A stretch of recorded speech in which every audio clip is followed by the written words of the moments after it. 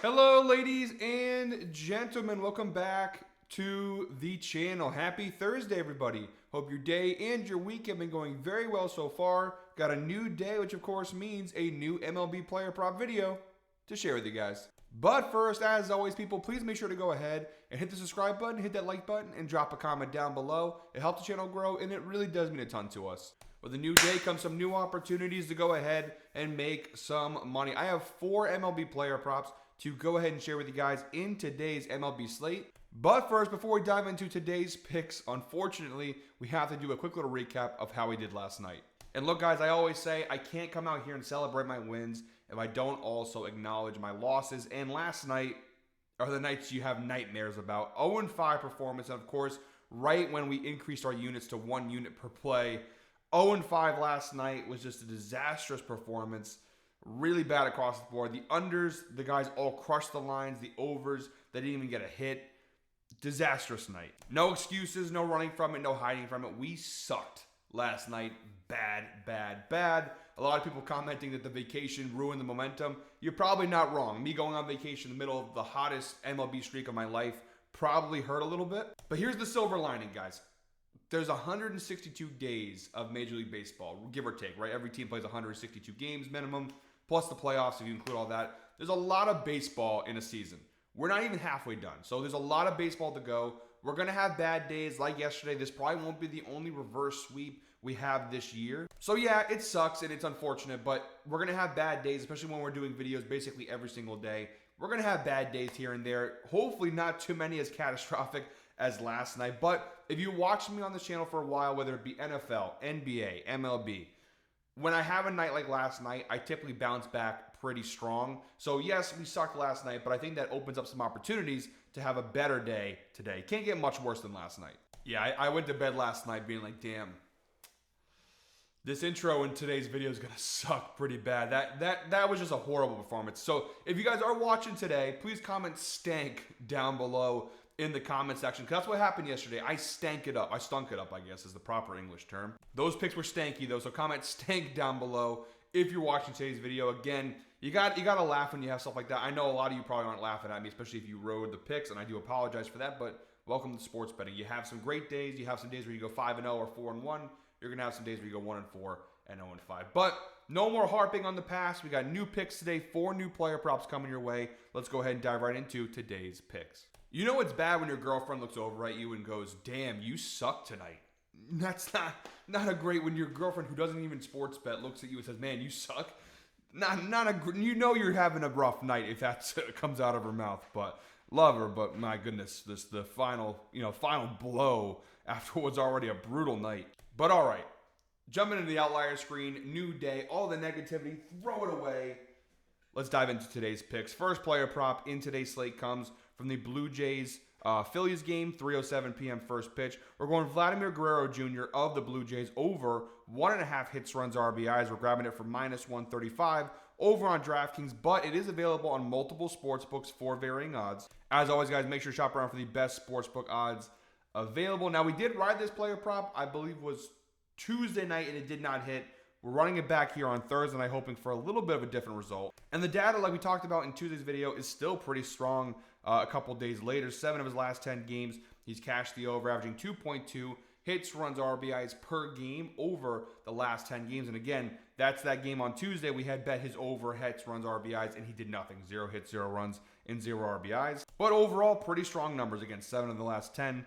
He's cashed the over. Even the further you stretch the data out, last 20 games, still a 70% hit rate, 14 of his last 20, averaging 2.1 hits, runs, RBIs per game over the last 20 games. And then looking at the overall season numbers for Vladdy Jr., a 67% hit rate on the year, 41 out of 61 games he's cashed the over, averaging 2.08 hits, runs, RBIs per game this year. So pretty good numbers across the board here for Vladdy Jr. And then even look at the head-to-head department, 4 of his last 6 matchups with the Phillies, he's cashed the over. It's a 67% hit rate head-to-head, averaging 2.83 hits, runs, RBIs per game across the last 6 matchups with the Phillies. They played twice this year in this series. Again, like we mentioned, on Tuesday he didn't hit, but last night he did hit with 1 hit and 1 run. It was a 2-1 win for Toronto. We also have the insights provided by Outlier. Vladimir Guerrero Jr. has exceeded 1.5 hits, runs, RBIs in 5 of his last 6 games at home, averaging 2.7 hits, runs, RBIs per game across the last 6 home games. That is, of course, an 83% hit rate, averaging 2.67 hits, runs, RBIs per game across his last 5 home games. And scrolling down below the key matchup stats, it's a really, really strong matchup. Vladdy Jr., obviously one of the better hitters in Major League Baseball, having a solid year, 279 batting average, 134.8 WRC plus.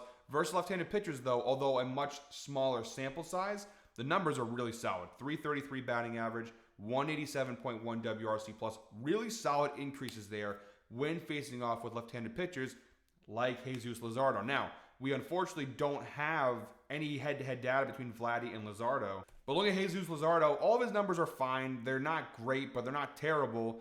But versus right-handed batters, they'll increase in our favor. ERA, big jump. Batting average allowed, big jump. OBA, home runs per 9. Everything nice, solid increases there versus right-handed batters, like Vladimir Guerrero Jr. Can you imagine Vladdy Jr. on the mound? That would be a crazy scene. But yeah, solid data. Seems to be a pretty solid matchup across the board. He's cashed it in one of the last 2 versus the Phillies here in this series. Let's hope he can go ahead and finish the series strong with a nice cash here. And for minus 135, honestly, pretty good value there. All right, guys, our second player prop in today's slate was supposed to be our first. We're traveling back in time here. We have Tigers, White Sox, 2:10 p.m. first pitch. We're going Josh Rojas of the White Sox under half hit. So no hits for Josh today. That's what we're calling. We're grabbing it for minus 110 over on BetMGM. But again, guys, available on a lot of different sports books. You got Hard Rock Bets. You can take this one. DraftKings, Prize Picks, Caesars, Sleeper. A lot of options for this one. And the data is pretty strong here. 7 of his last 10 games, he's cashed the over. That's, of course, a 70% hit rate, averaging just 0.4 hits per game across the last 10 games. So pretty good numbers here. Looking at the overall numbers this season, a 69% hit rate on the year, 18 out of 26 games. He's cashed this under, averaging just 0.42 hits per game this year. So a lot of cashes on the under here for Josh Rojas. Pretty good numbers. And then the head-to-head category, where we have a lot of data to go off of, honestly. 8 consecutive matchups with the Detroit Tigers. He's cashed the under. Now, only 3 of those have come from this season. So far this series, June 2nd, June 3rd, June 4th. All 3 games thus far in this series, he's failed to record a hit against the Tigers. That's a continuing trend that carries over from last season. So just 0.11 hits per game across the last 9 matchups with Detroit. So really solid head-to-head data here. And then the insights provided by Outlier. Josh Rojas has failed to exceed half a hit in 9 of his last 10 games at home. He's just got 1 game in his last 10 home games where he's got a hit, which is back on May 23rd versus the Rangers. He had 1 hit. So really good numbers across the board here on this Josh Rojas prop. And then the key matchup stats just continue to reiterate this is a really solid player prop. Rojas obviously not having the best of years. 145 batting average, 21.9 WRC plus. Versus right-handed pitchers, 138 batting average. So a nice little drop there. BIP drops. The only thing, that little increases in the hard hitting percentage in WRC plus, but very minor increases. The point being, he's having a really rough year hitting the baseball, and honestly, versus right-handed pitchers, it's not much better. It's actually worse. And looking at Casey Mize, I don't know how you pronounce the name. You guys know I'm terrible with name pronunciations, but Casey M from the Tigers, he's having a solid year, 236 batting average allowed, 282 ERA, really solid numbers. Versus left-handed batters, it actually gets better. So the batting average allowed drops massively to 198. The BIP drops, ERA, everything. Significant drops in all of his key categories across the board. This is a really, really strong matchup here on this under. So for minus 110 too, pretty good value. All right, guys, our third player prop in today's slate comes from the Astros-Pirates game, 6:40 p.m. first pitch. Actually, our final 2 player props are going to come from this Astros-Pirates game. We're going Isaac Paredes, again, you know my name pronunciation sucks. Isaac P, over half a strikeout. We're grabbing this for minus 130 odds over on DraftKings. I should be a little bit more prepared to probably look these pronunciations up before I pick them. But you know what? I think it's part of the charm of the show that I don't know how to name any of these guys' names. So last 10 data is very strong here. You see 8 of his last 10, including 6 consecutive games. He's cashed this over, averaging 1.1 strikeouts per game over his last 10 games. So striking out a lot lately, a lot of multi-strikeout games you see here, including last night where he had 2 strikeouts versus the Pirates. Looking at the entire season numbers for Isaac P, 63% hit rate on the year, 38 out of 60 games. He's cashed this over, averaging 0.73 strikeouts per game this season with a nice number of multi-strikeout games mixed in there. So some really good numbers across the board here for Paredes. Head-to-head data as well, very, very strong.